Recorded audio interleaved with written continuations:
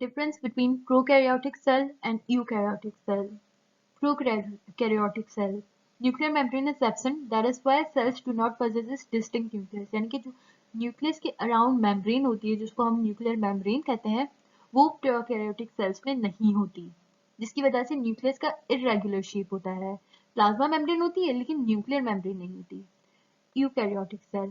A double nuclear membrane is present, have well defined nucleus, यानी कि एक nucleus के अराउंड एक भी नहीं लेकिन दो न्यूक्लियर मेम्ब्रेन्स होती हैं, जिसकी वजह से जो यूकैरियोटिक सेल का न्यूक्लियस होता है वो प्रॉपर शेप्ड होता है. Prokaryotic cell do not have membrane bound structures, यानी कि स्ट्रक्चर्स जितने भी ऑर्गेनल्स होते हैं उनका कोई भी मेम्ब्रेन नहीं होती उनके अराउंड. जैसे राइबोसोम्स हो गए, एंडोप्लाज्मिक रेटिकुलम हो गया, वैक्यूल्स हो गए, इनके अराउंड तो हमने पढ़ा था कि मेम्ब्रेन होती है, लेकिन प्रोकैरियोटिक सेल में जो ये ऑर्गेनल्स होते हैं इनके अराउंड कोई प्रॉपर मेम्ब्रेन नहीं होती. हैव मेम्ब्रेन बाउंडेड ऑर्गेनल्स, यानी कि जो यूकैरियोटिक सेल्स में ऑर्गेनल्स होते हैं उनकी जो मेम्ब्रेन होती है वो वेल डिफाइंड होती है, यानी कि ऑर्गेनल्स का प्रॉपर शेप होता है. राइबोसोम्स का, एंडोप्लाज्मिक रेटिकुलम, वैक्यूल्स, इन सारे ऑर्गेनल्स का प्रॉपर एक शेप होता है क्योंकि इनके अराउंड एक मेम्ब्रेन होती है.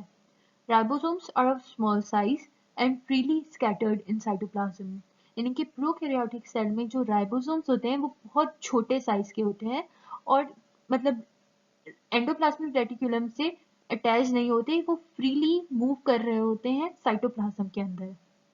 Ribosomes are of large size and present either on endoplasmic reticulum or free in cytoplasm. यानी कि यूकैरियोटिक सेल में जो राइबोसोम्स होते हैं वो साइज में बहुत बड़े होते हैं और एंडोप्लाज्मिक रेटिकुलम पे भी मौजूद होते हैं, या तो फिर ये फ्रीली साइटोप्लाज्म में फ्लोट कर रहे होते हैं.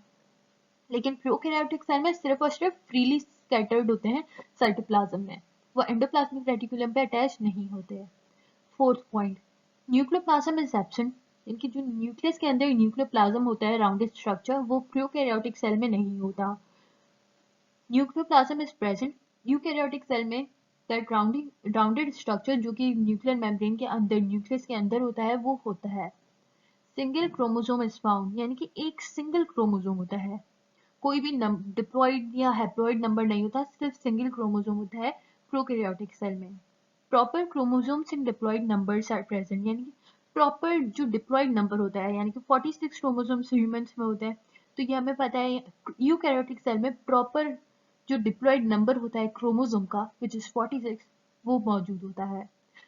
Point 6, respiratory enzymes are located on the inner surface of cell membrane. जो रेस्पिरेटरी एंजाइम्स होते हैं वो सेल मेम्ब्रेन के अंदर अटैच होते हैं, यानी कि सेल मेम्ब्रेन का जो इनर सरफेस होती है उस पर रेस्पिरेटरी एंजाइम्स अटैच्ड होते हैं प्रोकैरियोटिक सेल में. Respiratory enzymes are present in mitochondria. जो यूकैरियोटिक सेल में रेस्पिरेटरी एंजाइम्स होते हैं वो माइटोकॉन्ड्रिया में प्रेजेंट होते हैं. These cells are simple and small in size. जो प्रोकैरियोटिक सेल में सेल होते हैं वो छोटे होते हैं बहुत ज़्यादा और सिंपल होते हैं, यानी कि अगर हम उन्हें देखना चाहें और उनको पढ़ना चाहें तो वो सिंपली हम उन्हें पढ़ सकते हैं. These cells are complex and large in size. जो यूकैरियोटिक सेल होते हैं वो बहुत ज़्यादा कॉम्प्लेक्स होते हैं, यानी कि उनमें बहुत ज़्यादा स्ट्रक्चर्स पाए जाते हैं और ये साइज में भी काफ़ी बड़े होते हैं as compare to prokaryotic cells. Point number 8, bacteria and cyanobacteria, यानी कि बैक्टीरिया और साइनोबैक्टीरिया में प्रोकैरियोटिक सेल्स पाए जाते हैं. और यूकैरियोटिक सेल की एग्जांपल है fungi, algae, animals and plants, यानी कि इन सब के सेल्स में जो है वो यानी कि इन सब के सेल्स यूकैरियोटिक सेल्स होते हैं. आपको कोई भी क्वेश्चंस हो इस चैप्टर से रिलेटेड या इस टॉपिक से रिलेटेड तो आप लोग इस ईमेल पे मैसेज कर सकते हैं हमें, या इस नंबर पे व्हाट्सएप कर सकते हैं, या तो फिर नीचे कमेंट्स बॉक्स में आप मैसेज छोड़ दें, हम ज़रूर जवाब देंगे. Thank you.